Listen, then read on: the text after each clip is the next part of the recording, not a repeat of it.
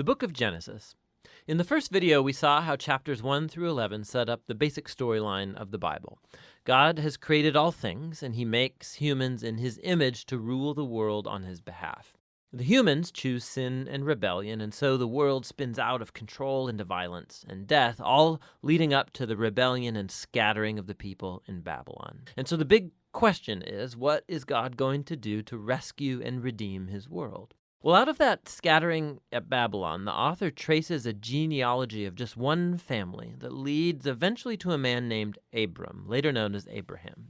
And God's promise to Abraham at the beginning of chapter 12 opens up a whole new movement in the story. God calls Abraham to leave his home and go to the land of Canaan, which God says will become his one day.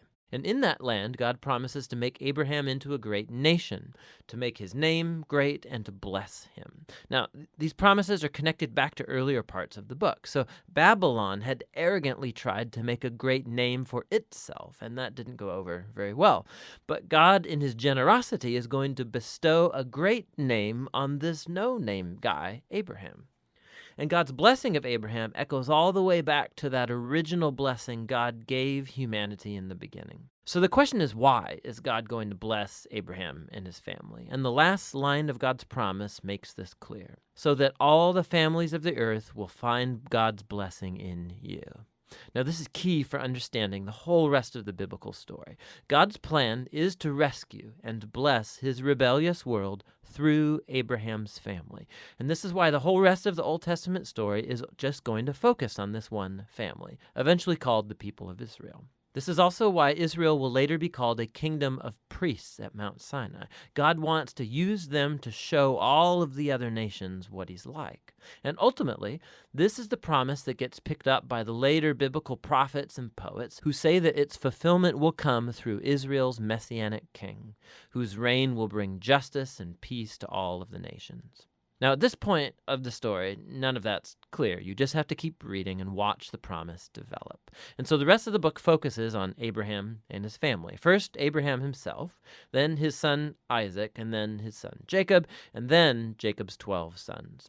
And the stories about each generation, they're united by two main themes. So first, each generation of Abraham's family is marked by repeated failure. They just keep making really bad decisions that mess up their lives and that put God's promise in jeopardy. However, God remains faithful to them. He keeps rescuing them from themselves and reaffirming his commitment to bless them and bless the nations through them despite their failings. So the Abraham stories. God had promised Abraham a huge family, but on two different occasions, he's afraid for his life because other men are attracted to his wife, and so he denies that he's even married to her, which creates, of course, all of these problems. And not only that, Abraham and his wife Sarah, they can't have children, and so Sarah arranges for Abraham to sleep with one of their servant girls, which also creates all of these problems in the family. But each time, God bails Abraham out. And in chapters 15 and 17, God even formalizes his promise to Abraham with an official commitment called a covenant. This is a classic scene. God invites Abraham to look up at the night stars and to count them. And he says, that's how numerous your family's going to be. And despite all of the odds, having no kids and no way to have any at the moment, Abraham looks up in the sky and simply trusts God's promise. And God responds by entering into a covenant with Abraham, promising that he will become a father of many nations, that God's blessing may come to the whole world.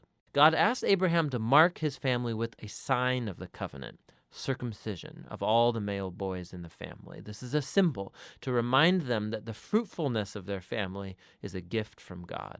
And so Abraham has lots of kids eventually, and he dies at a good old age.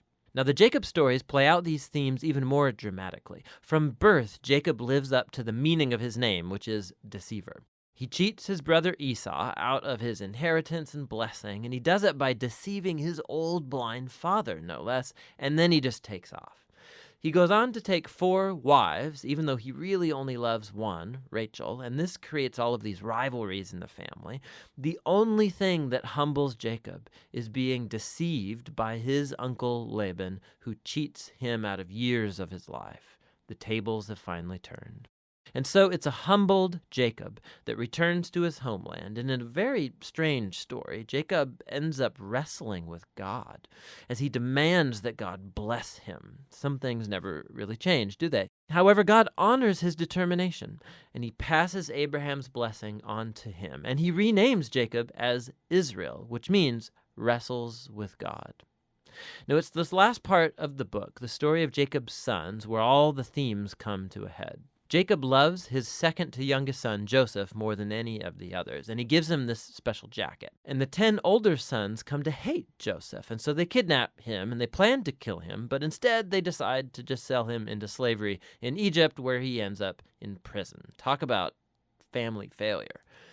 But God is with Joseph, and he orchestrates Joseph's release from prison, and Pharaoh ends up elevating Joseph to second in command over all of Egypt. And so Joseph saves the nation of Egypt during a famine. And he also ends up saving his brothers and his family from starving to death. And so once again, we can see the folly and the sin of Abraham's family is met with God's faithfulness, who subverts even the evil of the brothers into an occasion to save life. And this is actually what Joseph says right near the end of the book. He says to his brothers, "You all planned this for evil, but God planned it for good, to save many lives." Now, these words are strategically placed at the end of the book because they summarize not only the story of Joseph and his brothers, but the book as a whole.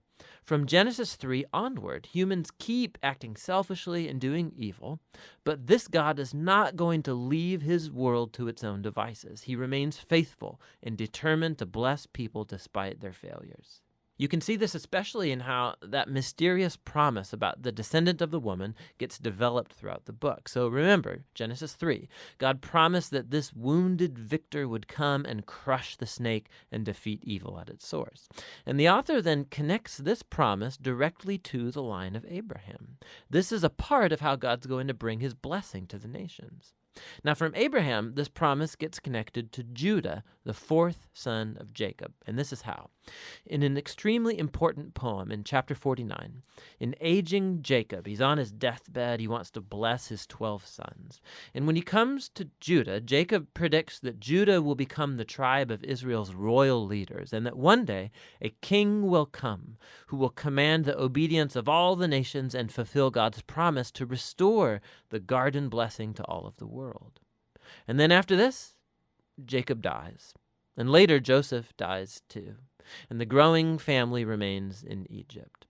And so the book of Genesis ends with all of these future hopes and promises left hanging and undeveloped. And it forces you to turn the page to see how it's all going to turn out. But for now, that's the book of Genesis.